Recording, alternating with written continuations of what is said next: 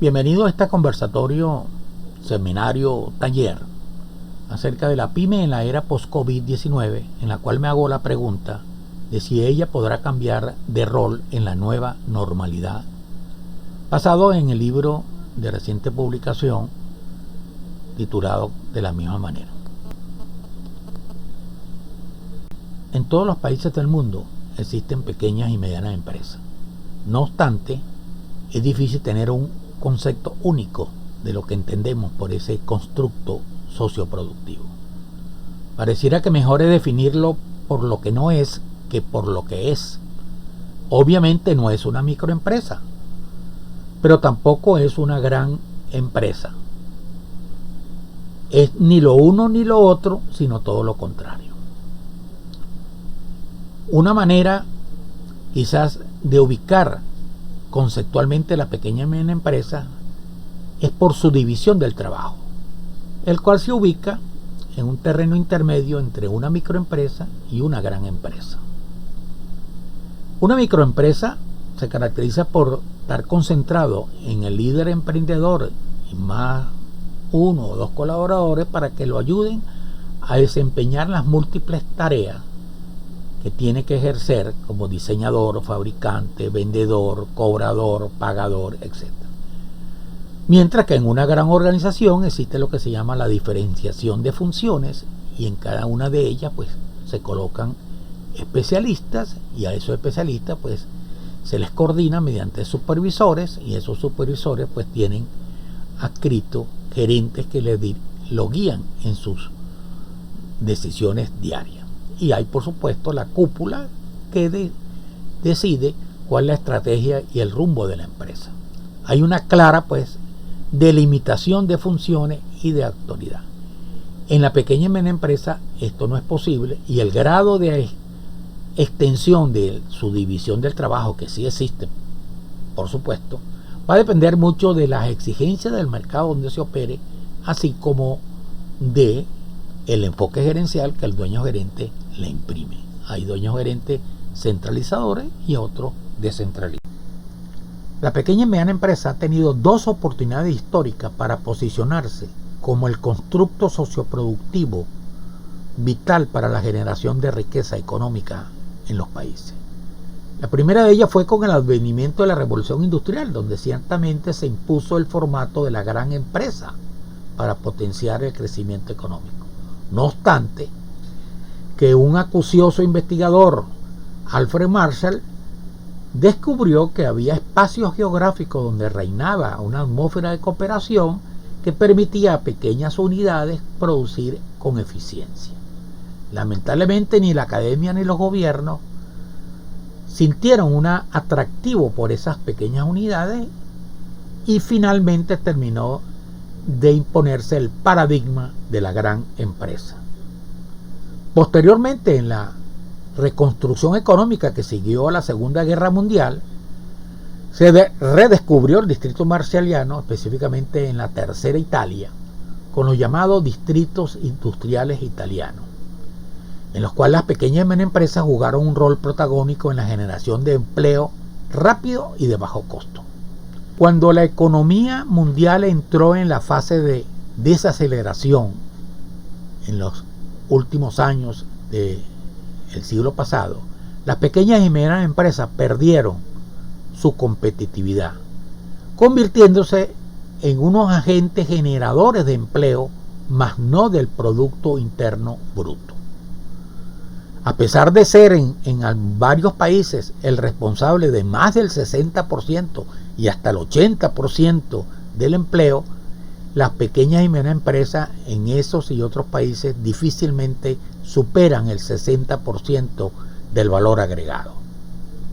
Hay países en los cuales inclusive se da la grotesca relación de producir empleo, pero de bajísimo valor agregado, planteándose en consecuencia un desafío a la productividad de estas empresas. Con el advenimiento del COVID-19 se repotencia lo que venía como tendencia previa, que es la digitalización de la humanidad, que ha permitido acelerar la fragmentación de la manufactura que gracias a la globalización se había dispersado a lo largo y ancho del mundo. Hoy, más que hablar de distritos marshallianos o italianos o industriales asociados a un espacio geográfico en particular, hay que hablar de una red mundial de establecimientos manufactureros coordinados virtualmente, por lo que es más propio hablar de que estamos en presencia de distritos virtuales. Pero la pequeña y mediana empresa, al igual que con el distrito marshalliano y el distrito industrial, confronta sus mismos dilemas de crecer o no crecer y de cómo competir en el mercado, si como un agente solitario o participando en redes de proveedores o redes de abastecimiento de mercado. Está ubicada pues la pyme en ese dilema que le corresponde al dueño gerente definir esa estrategia, y de eso conversaremos más adelante.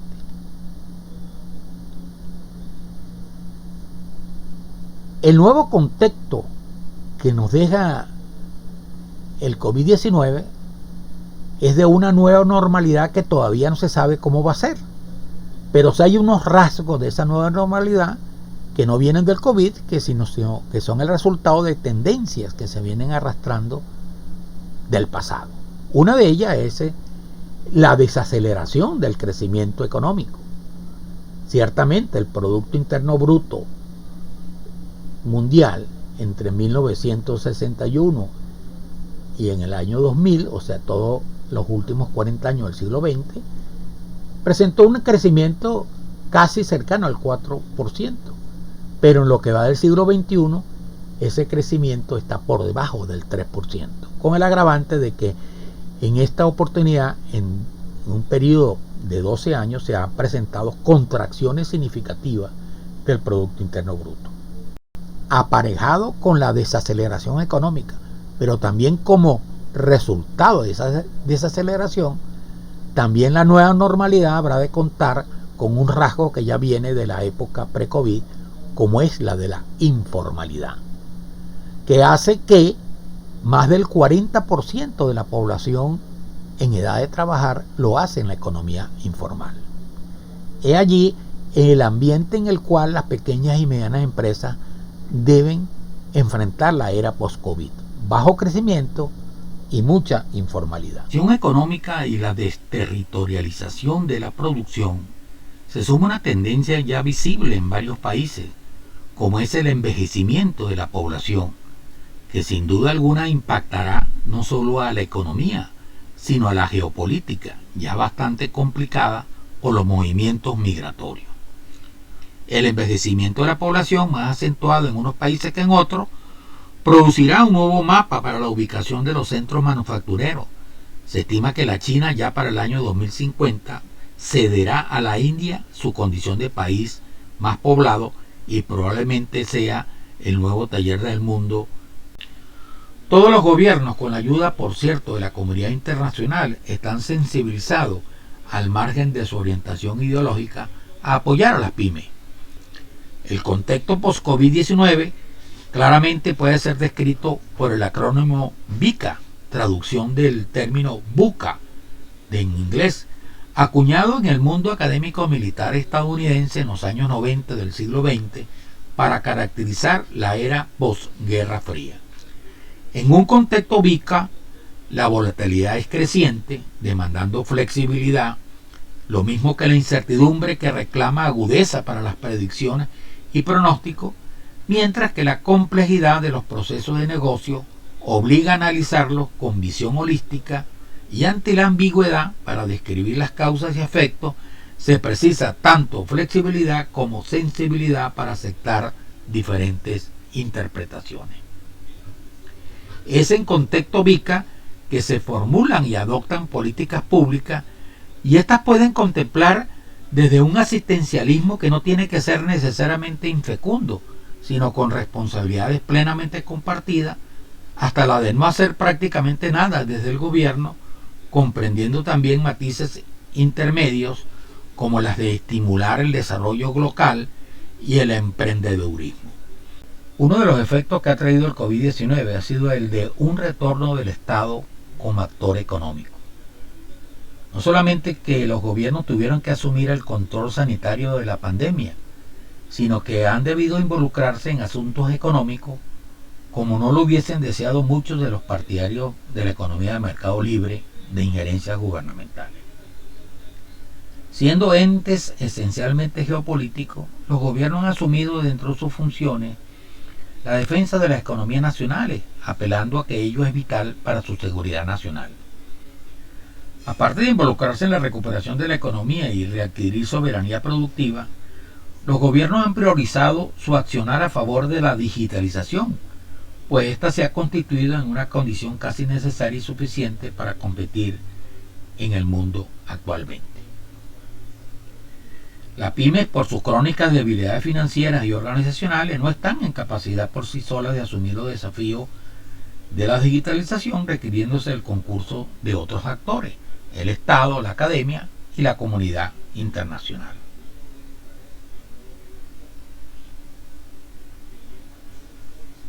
Al igual que cualquier emprendimiento productivo, las pymes necesitan disponer individualmente de una estrategia que les permita competir.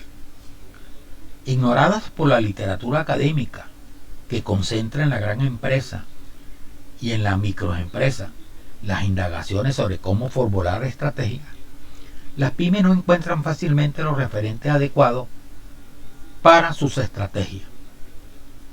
Las clásicas estrategias genéricas formuladas hace 40 años por el estudioso de las empresas Michael Porter calzan muy bien para las empresas grandes, las cuales pueden optar por cualquiera de las tres modalidades para competir.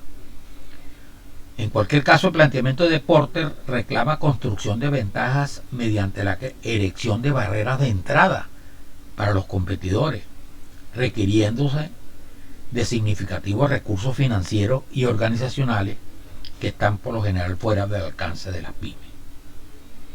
A casi 20 años de la propuesta de Porter, surgió el profesor Daveni con la teoría gerencial de la hipercompetitividad, argumentando que las estrategias genéricas porterianas ya no eran más válidas porque eran estáticas y que ahora los mercados obligan a las empresas a competir simultáneamente en varias arenas, especialmente en materia de precio y calidad.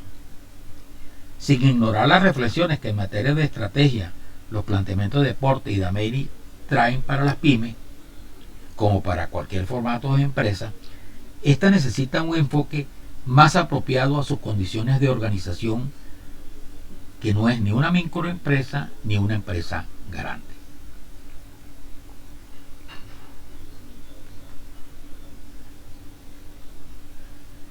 La estrategia para una empresa pequeña y mediana debe responder a su singularidad, la cual tiene dos variables que definen su razón de ser y le imponen el sello de actuación, por lo menos durante una buena parte de su existencia.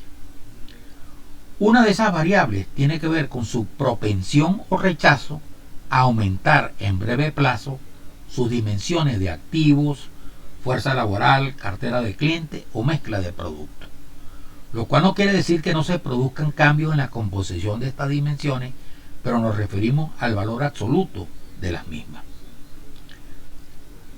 No necesariamente toda empresa pequeña o mediana debe crecer. Acometer ampliaciones en una o dos dimensiones sin la debida consideración de las repercusiones en la estrategia pueden generar crisis que a veces conducen al naufragio del emprendimiento.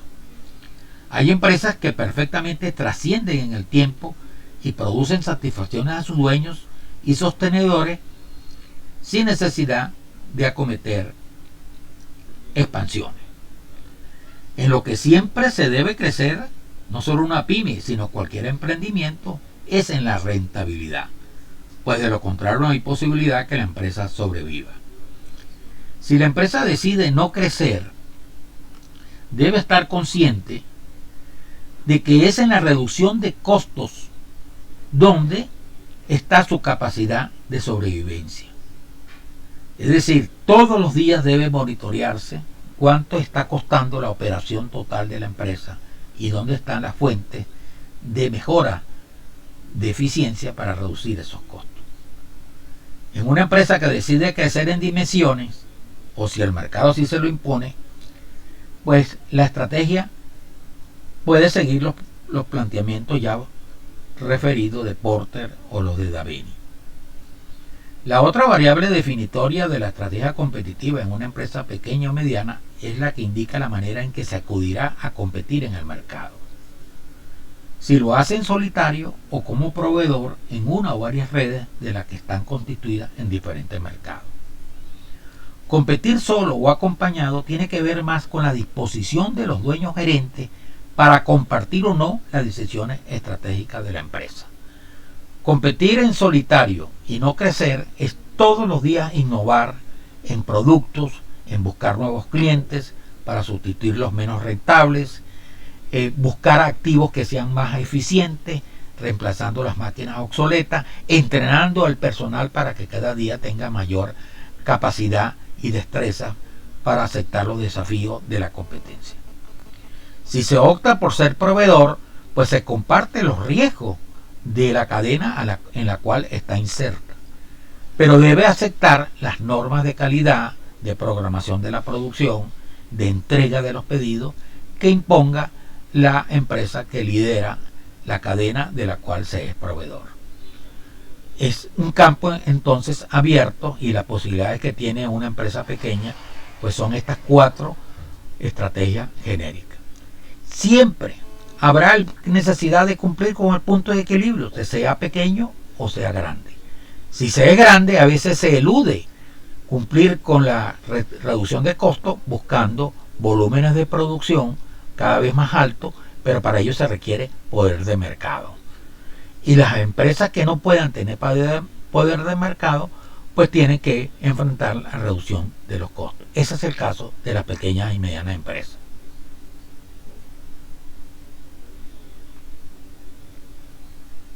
Abundan las empresas familiares, pero no todas estas se encuadran dentro del perfil de las pymes. Las empresas grandes familiares tienen mecanismos amplios y sólidos para procesar los eventuales y naturales conflictos propios de su condición familiar. Desde las posibilidades de contratar asesorías especializadas hasta la instalación de mecanismos formales para el procesamiento de conflictos del ámbito familiar, como el denominado Consejo de Familia, las empresas grandes, si bien tienen mayores activos en riesgos, su propia fortaleza organizacional les provee de recursos para canalizar la conflictividad. En las empresas familiares, sean grandes o pymes, se produce lo que los estudiosos del tema denominan la coexistencia de hasta 7 roles, de los cuales los miembros de la familia propietaria pueden desempeñar varios, siendo necesario la consideración de la influencia que los mismos tienen en el funcionamiento de la organización. La confusión de roles y la no delimitación oportuna y adecuada de estos son causas frecuentes de conflicto que desgastan a la empresa y la hacen incurrir en ineficiencia que, de no ser solventadas a tiempo, pueden hacer peligrar el emprendimiento. Paso previo a la formulación de la estrategia competitiva de la empresa, si esta es de carácter familiar, es la delimitación lo más precisa que sea posible de la distribución de responsabilidades de aquellos miembros de la familia que vayan a laborar en la empresa, asegurándose que cada responsable de área o función, sea o no familiar, cumpla con los requisitos del cargo. Bien, hemos hecho un breve resumen del libro La Pyme en la era post-COVID-19 y esperamos que puedan profundizar a través de la lectura a partir de las ideas que hemos podido transmitirle en este conversatorio. Muchísimas gracias por su atención, y si hay alguna pregunta, por favor, adelante.